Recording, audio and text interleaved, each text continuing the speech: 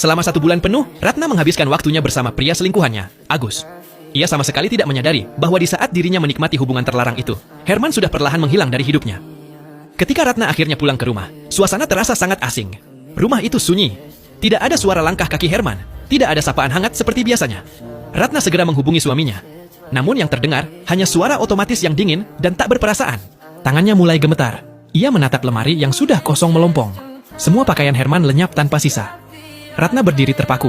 Dadanya mendadak sesak. Dengan panik, ia mulai mencari ke seluruh rumah, berharap menemukan sedikit saja jejak keberadaan Herman. Tetapi yang ia temukan justru lebih menghancurkan. Foto-foto mereka, dokumen-dokumen penting, semua sudah dibakar hingga menjadi abu. Saat itulah Ratna akhirnya sadar. Pria yang dulu sangat mencintainya telah benar-benar memutuskan pergi dan tidak ingin dirinya ditemukan lagi. Padahal mereka sudah bersama sejak masa kuliah. Mereka melewati segalanya bersama hingga akhirnya menikah. Di mata semua orang, mereka adalah pasangan sempurna. Namun semuanya berubah sejak Agus kembali hadir dalam kehidupan Ratna. Pernikahan yang dulu hangat perlahan berubah menjadi hubungan yang menyesakan. Herman sudah tidak sanggup lagi hidup dalam kebohongan dan pengkhianatan itu. Ia langsung pergi ke kantor administrasi untuk mengganti namanya. Petugas sempat memperingatkan bahwa keputusan itu akan membawa banyak kerumitan di masa depan. Tetapi Herman bahkan tidak ragu sedikit pun. Ia segera menandatangani formulir tersebut. Karena dalam hatinya, ia sudah memutuskan.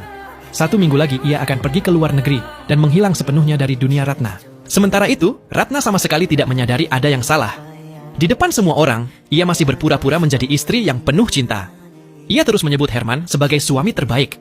Bahkan dengan bangga mengatakan bahwa dirinya pasti sangat beruntung di kehidupan sebelumnya, hingga bisa menikah dengan pria seperti Herman. Herman hanya terdiam mendengar semua itu. Suatu hari, ia memandang sekeliling rumah untuk terakhir kalinya. Lalu ia berjalan masuk ke sebuah toko perhiasan.